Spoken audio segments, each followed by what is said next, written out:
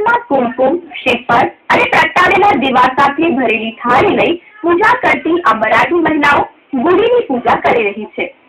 ઘરના આંગણે આ ગુડી કાચની દંડી પર તાંબાની લોટી તથા ધજા સ્વરૂપે રેશમના વસ્ત્ર બાંધીને ઘરના પુરુષ સદસ્ય દ્વારા બાંધવામાં આવે છે, જેનું ખાસ મહત્વ રહેલું છે.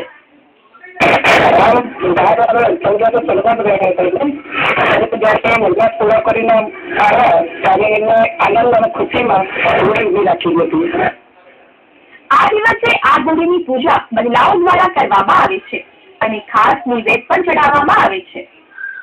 આ દિવસ અમે ગુડી ઊભી રાખીએ છીએ અને નિવેદમાં દાળ, ભાત, શાક, પૂરી અને ભજીયાનો નિવેદ ધરાવીએ છીએ.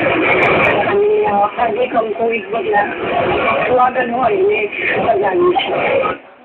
અમદાવાદના લાલ દરવાજા પાસે વસંત ચોકમાં રહેતા મરાઠી પરિવારો દ્વારા આ ગુડી પડવાના ખાસ દિવસે વિજય પ્રતીક સ્વરૂપે ગુડીની પૂજા કરવામાં આવતી હોય છે અને તેનો ઉમંગ આ વખતે બમણો થઈ જાય છે.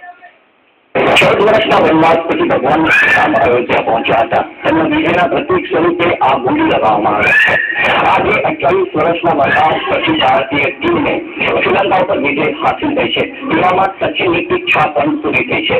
એવામાં આ ગુજરાતમાં વસતા મરાઠી પરિવાર માટે સોનામાં સુગંધ પડી ગઈ છે. કેમેરામેન અજય નીલવર સાથે રાકેશ પંચાલ, ગુજરાત ન્યૂઝ, અમદાવાદ.